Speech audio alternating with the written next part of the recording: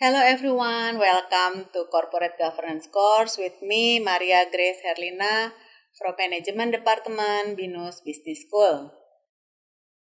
On this video, we are going to talk about ownership of listed companies. Ownership of listed company, there are many kinds.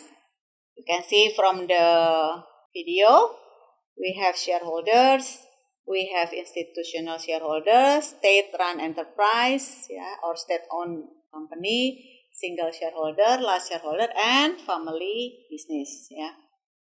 The actual pattern of ownership can have major influence on corporate governance. Listed company can consist of many types of ownership. Share widely spread between many individual and institutional shareholders with no one in a dominant position. You can buy the share from the exchange or from the stock market. Institutional shareholders dominate a state-run enterprise or state-owned company. Single shareholders owns a major shareholdings. Large shareholders from a block. A family company which is listed with outside shareholders. A listed company but still in the hands of the founder, and listed company with but subsidiary of another major company. Okay, first we are going to talk about shareholder rights.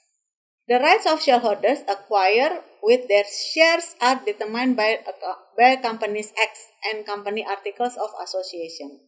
Shareholders' rights include name and address registered into shareholders' members, receive notice of all shareholders meeting, receive the formal company accounts, attend shareholders meeting, vote either in person or by proxy, view the company's statutory records and receive dividend.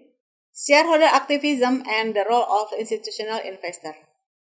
Since today the shareholders are numerous, geographically spread, and have different expectations of the company, that it has become difficult for shareholders to ask questions if the chairman no wish to allow them.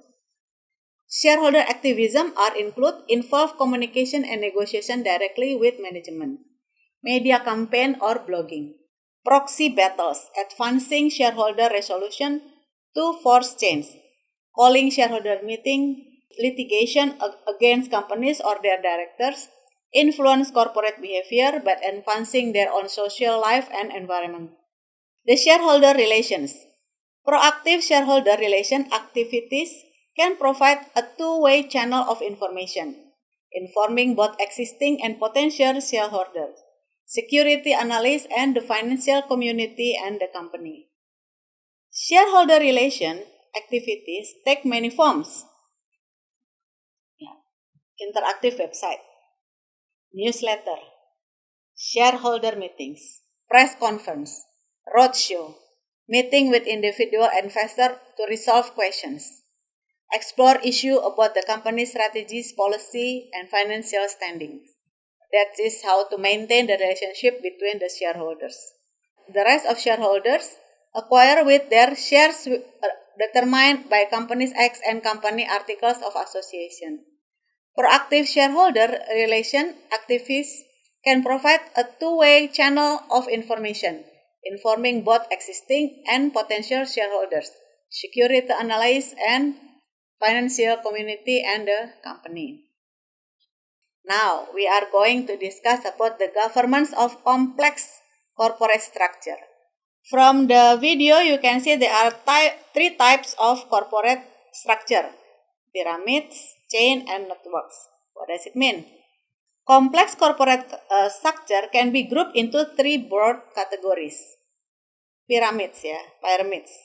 Holding company sits on the top of the pyramid of subsidiary and associate company.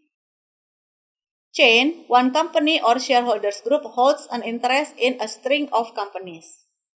Networks, a set of company owns shares in each other. A holding company, a subsidiary company, and an associate company. Blockholders and universal ownership.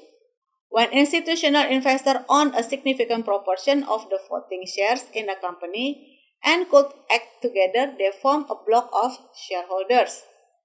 Blockholders and universal ownership when institutional investors own a significant proportion of the voting shares in a company and could act together, they form a block of shareholders.